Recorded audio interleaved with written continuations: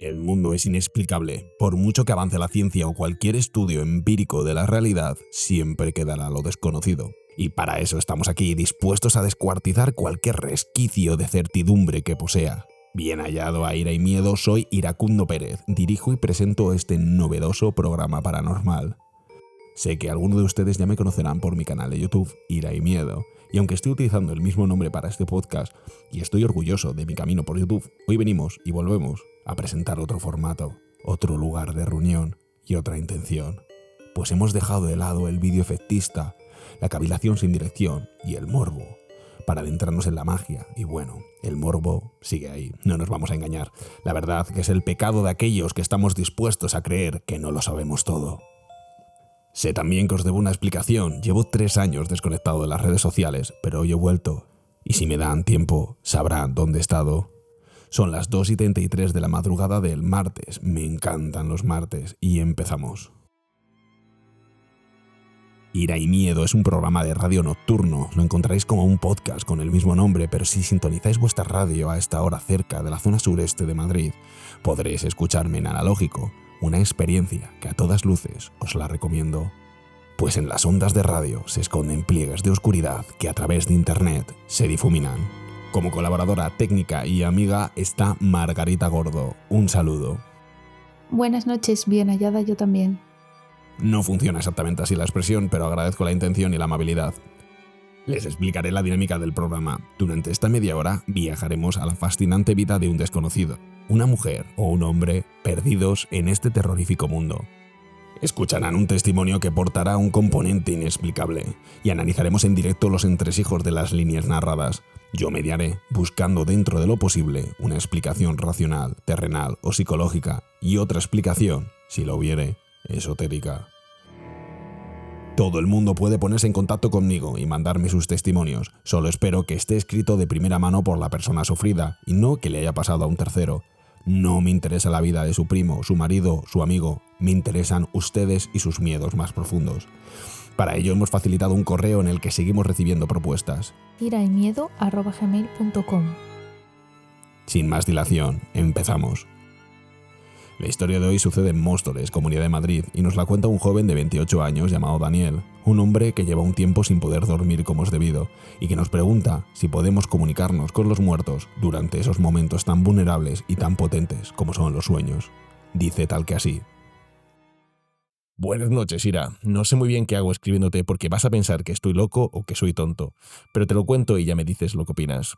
Hace un año que mi novia Marta y yo nos mudamos a un piso de Móstoles, una casa que tenía un tío mío y que medio heredé, por lo que nos fuimos allí sin dudarlo. El problema es que yo soy de Madrid, de Vicálvaro, y dejaba atrás a muchos amigos que ahora vivían muy lejos. Pero claro, Marta y yo lo pensamos y tal y como están los pisos, no nos quedaban muchas opciones si queríamos independizarnos en algún momento. Al estar tan lejos, mi relación se enfrió bastante con los colegas del barrio. Menos con Juan, él era el único que venía con cierta frecuencia. Juan y su novia Laura. No solo porque Juan era mi mejor amigo de toda la vida, sino porque también era de los pocos que tenía coche. Un poco sin pretenderlo, se hizo habitual cenar en mi casa los viernes y así estuvimos un par de meses. Yo te lo voy a contar todo, que igual piensas que soy un pesado, pero es que me acuerdo de la hora y del momento exacto en el que pasó. El 11 de octubre del año pasado vinieron a cenar Juan y Laura. Hice la cena, hice unas pizzas, que hago yo la masa y todo, me encanta cocinar, y cuando terminamos de comer nos quedamos jugando a un juego de mesa hasta las 2 de la mañana. Bueno, a ver, perdona que me interrumpa a mí mismo. Daniel, muchas gracias por todos los datos y las horas y los días. Y esto lo digo porque como estamos empezando es importante que lo sepáis, ¿vale? Vosotros oyentes, todos los que me quieran mandar un testimonio, todos los datos que podáis dar me son de muchísima ayuda. O sea, buscamos eso, ¿vale? Nunca sabemos dónde podemos encontrar la pista que nos resuelva el misterio. Así que sigo leyendo. Marta estaba muy cansada y se fue a dormir 10 minutos antes de que se fueran nuestros invitados.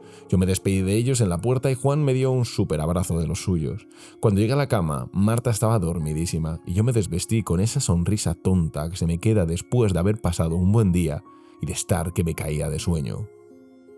No había parado de hablar en toda la noche y de reírme y de beber y todavía seguía nervioso y bueno, también un poquito borracho, por lo que me metí en la cama y me puse a dar vueltas sin conseguir dormir. Y en ese momento oigo la puerta de la casa abrirse. Camino por el pasillo pidiéndole a Dios que fuese mi imaginación y que no hubiese entrado un extraño, cuando veo a Juan de pie en el descansillo. Estaba completamente inmóvil.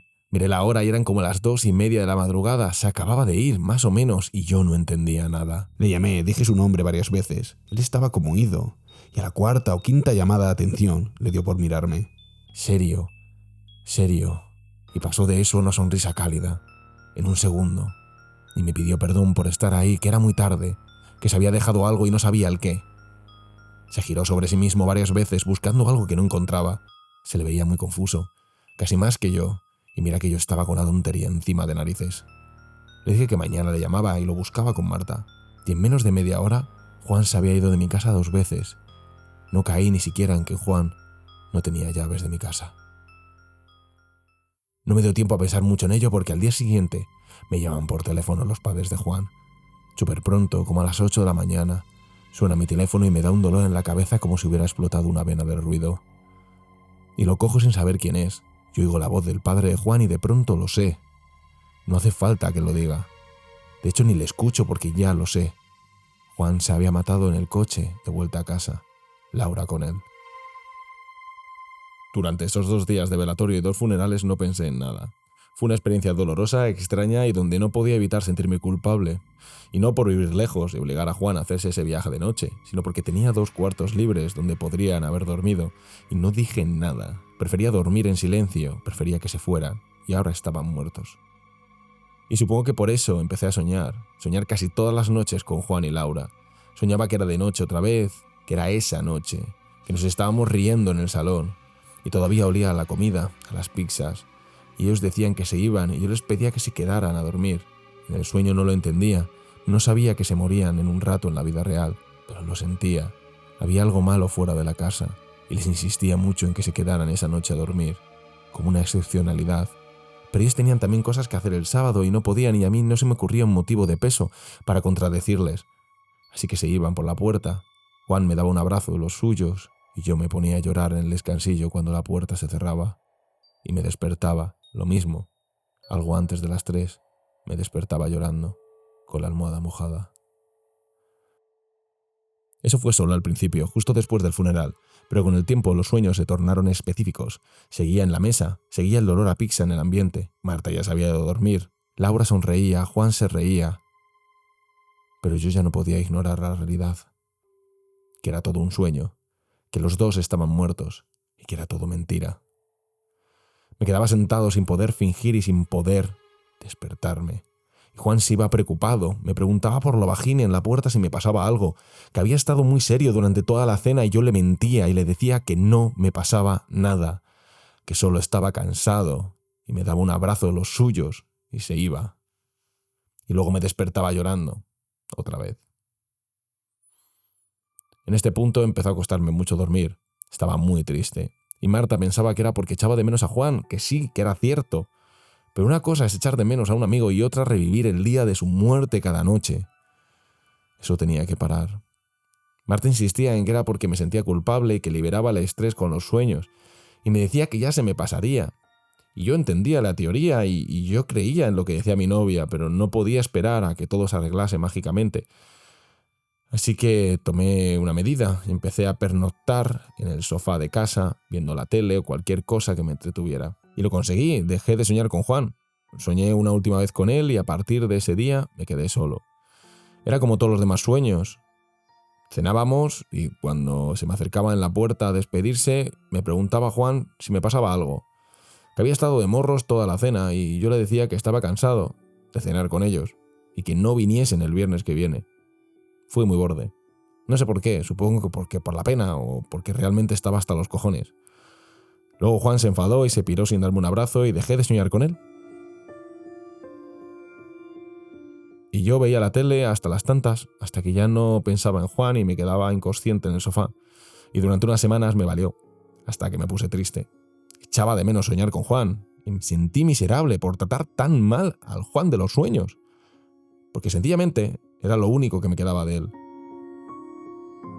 Y aquí empecé a sufrir algo de insomnio. Marta me pedía que volviese a dormir en la cama con ella, pero yo prefería estar a mi aire, en el sofá no la molestaría, y de hecho, en ese periodo descubrí tu canal. Me vi todo tu contenido. Enhorabuena. es un gran canal y me ayudaste mucho en este periodo de mi vida. Bueno, Daniel, se lo agradezco muchísimo, no quiero parecer un desagradecido, solo quiero que entiendan que yo ya no soy el mismo que el de mi antiguo canal. Eso forma parte del pasado y eso no va a volver. Estoy utilizando el mismo nombre, lo sé que puede parecer confuso al principio, pero todo es distinto. Así que todos mis esfuerzos están ahora enfocados en el programa de radio y con el tiempo entenderéis por qué. Sigo con el testimonio.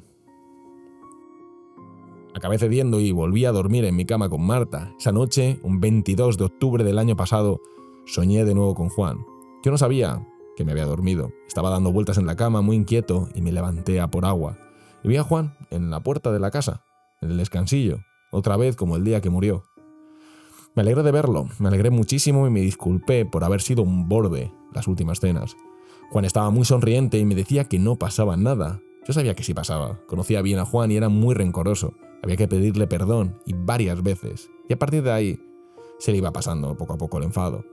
Hablamos bajito, como si se pudiera despertar Marta, como si estuviese vivo. Incluso me di la vuelta y cerré la puerta del pasillo para tener más intimidad.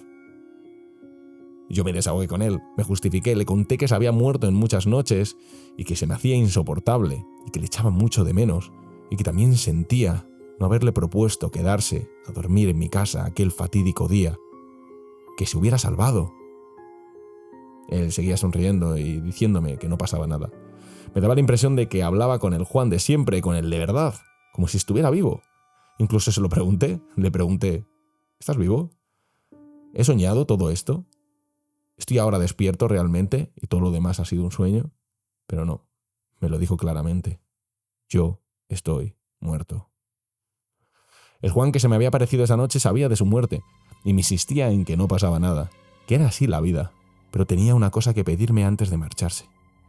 Yo, mira qué tonto, le dije que por qué se tenía que ir, que podía venir por las noches y podíamos estar juntos. Él me insistió en que eso no sería sano para ninguno de los dos, que tenía que hacerle un favor y que luego yo tenía que prometerle que seguiría con mi vida. Yo en los sueños soy muy susceptible, no sé por qué, me dicen que haga algo y lo hago. Y le dije que sí, que haría lo que me pedía y luego seguiría con mi vida. Juan se puso algo más serio y me dijo que tenía que ir a su habitación, en casa de sus padres, y tenía que coger una caja roja con cerradura, una caja rectangular y chata, que guardaba detrás del escritorio. Tenía que coger esa caja y sacarla de la casa de sus padres.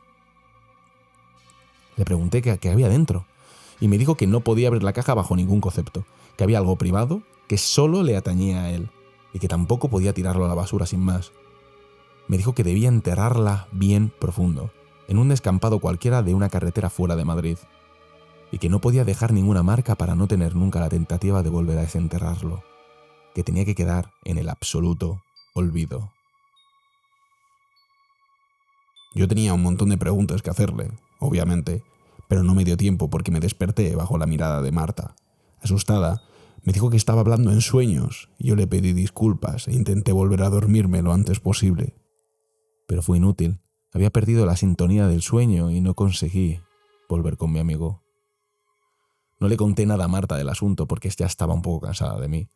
Al principio sí que me desahogaba con ella, le contaba mis sueños, mis miedos, mi culpa, pero llegó un momento en el que se convirtió en un problema y si le contaba algo relativo a Juan me recriminaba mi obsesión y se ponía muy triste. Sé que no lo hacía aposta, sé que para ella también había sido duro, pero la sola idea de hablar de este problema nos ponía tensos y malhumorados. Así que tomé la decisión de llevar todo lo relativo a Juan en soledad. Lo superaría solo. Era mi problema y no el suyo. Así que decidí que el último sueño, el de Juan y la propuesta sobre la supuesta caja roja, era otro más de mi propia mente que se sentía culpable. Me di cuenta de que si iba a buscar la caja roja, acabaría por volverme loco del todo. Así que lo ignoré. Hice un esfuerzo muy activo por no pensar en ello. Decidí pasar página. Comencé a ir a unas clases de yoga con Marta y nos ayudó mucho. Hacíamos más vida en Móstoles, conocimos a gente, nos lo pasamos bien. Y yo dejé de soñar con Juan. Y sentí ese último sueño como una despedida. Casi te diría que comencé a digerir la pérdida. Pasó casi un mes entre noviembre y diciembre, no recuerdo el día, pero sí recuerdo que yo dormía de un tirón, como antes del incidente. Nos metimos en la cama Marta y yo y cuando cerré los ojos, escuché un lamento, como de un niño que lloraba con ese timbre tan repulsivo. Sonaba lejos, como si viniese del vecino arriba o abajo, Intenté dormirme.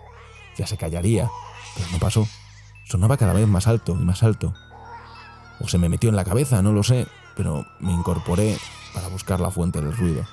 Marta seguía dormida y eso me pareció extraño. Mi novia era de sueño ligero y el puñetero niño sonaba como una alarma de incendios. Salí del cuarto, al pasillo. El ruido venía del baño. Llegué, abrí la puerta y ahí estaba Juan, tirado en el suelo. Y ese ruido infame salía de él. Yo le llamé por su nombre y Juan dejó de llorar y me miró y me empezó a gritar, preguntándome por qué, mientras recuperaba su voz de adulto y se erguía del suelo. Y cerré la puerta de un portazo. La voz de Juan se apagó de golpe. Abrí la puerta de nuevo, tras unos segundos, lentamente. Antes había luz en el baño, ahora había oscuridad. Palpé con la mano el azulejo del interior en busca del interruptor y la prendí y no había nadie. Algo me tocó la espalda, me giré, chillé y salté en el sitio. Y ahí estaba Marta. La había despertado con el portazo y esta había venido asustada a ver qué pasaba. No me lo creí, yo pensaba que seguía en un sueño. Me llevó a la cocina y yo seguía pensando que me despertaría en cualquier momento. Pero me hizo un té y el calor de la taza, el dolor de cabeza y la luz incómoda de la cocina me hizo espabilar un poco.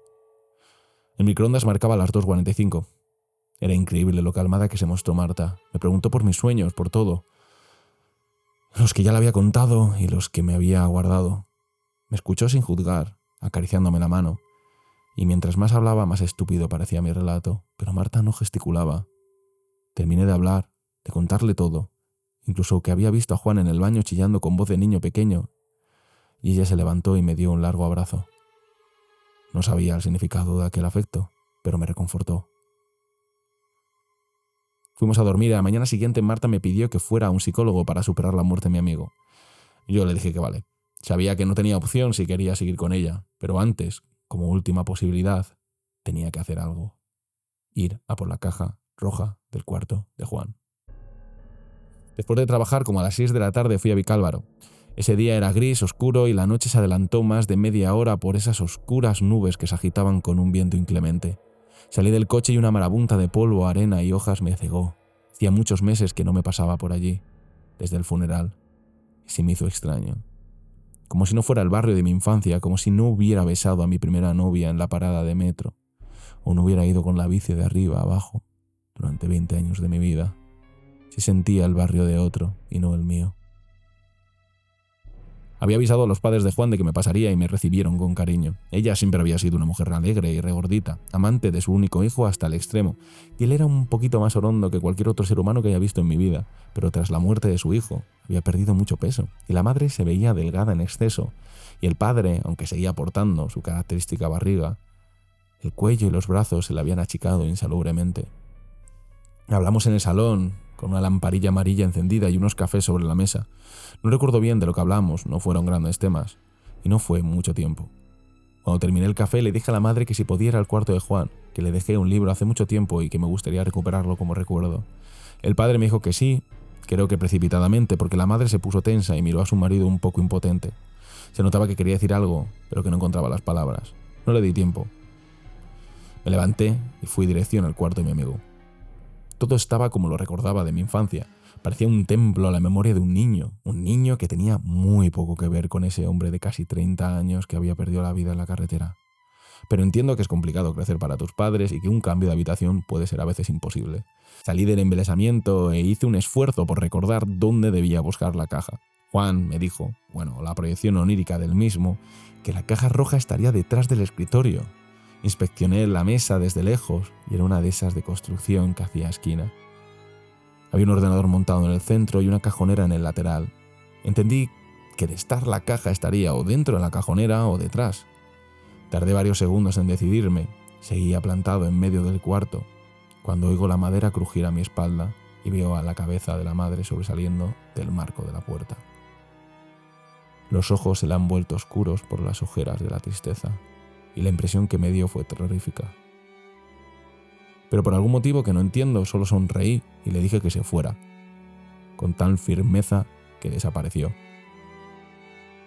Abrí los cajones en silencio y lo típico de un escritorio, cuadernos, bolis, pendrive y muchísima mierda, cosas sin valor que se guardan por los años sin motivo. Meto la mano por detrás de la cajonera y tampoco hay nada, y era el único sitio en el que puede caber una caja de esas. Y no hay nada. Y yo me decepciono completamente. Pensaba que sería mejor no encontrar la caja roja porque eso significaría que el mundo tiene sentido y que no vivo en uno, donde los amigos aún muertos te siguen hablando en sueños y te siguen pidiendo favores. Eran buenas noticias, pero no me valen. Y sigo mirando por debajo de la mesa y no veo nada, y me pongo nervioso y hago demasiado ruido, y cuando miro a la puerta por el rabillo del ojo veo a los padres, de pie, sin decir nada, mirándome. Salgo todo lo dignamente que puedo de debajo de la mesa y les pido disculpas. Les digo que está siendo muy duro, que echo muchísimo de menos a su hijo y que incluso estoy soñando con él. Que me dijo que buscase una caja roja de detrás del escritorio y que no está, y que evidentemente estoy muy mal, pero que voy a ir al psicólogo. Y ahí me doy cuenta de que no me han contestado, que solo me escuchan y no dicen nada. Impasibles. Y eso es muy raro. Y entonces caigo. En ese momento noto que ellos han encontrado la caja roja, o que saben de lo que hablo, y me pongo muy nervioso, casi violento, que evidentemente no estoy loco y además me lo iban a ocultar. Les acuso de conocer el paradero de la caja, de haber tenido sueños también con su hijo, de ocultarme la verdad, de dejarme solo, de incluso matar a su hijo. Me pongo a elucubrar cosas sin sentido. Pero ellos no hacen nada, no dicen nada, solo me miran y yo quiero pegarles, pero recupero algo de la vergüenza y me voy de esa casa. Sabiendo que jamás volveré, que mi única oportunidad de deshacerme de Juan es haciendo lo que me pide. Pero dudo de mí, dudo de Juan y me marcho, y los padres siguen en medio del pasillo donde les dejé y no se han movido nada, y salgo por la puerta y me meto en el coche y lloro, tiemblo, ya nada tiene sentido. Pasan los meses y sigo soñando con él. Pero ya no hay cena, ya no hay conversaciones, ya no está Juan, solo su llanto.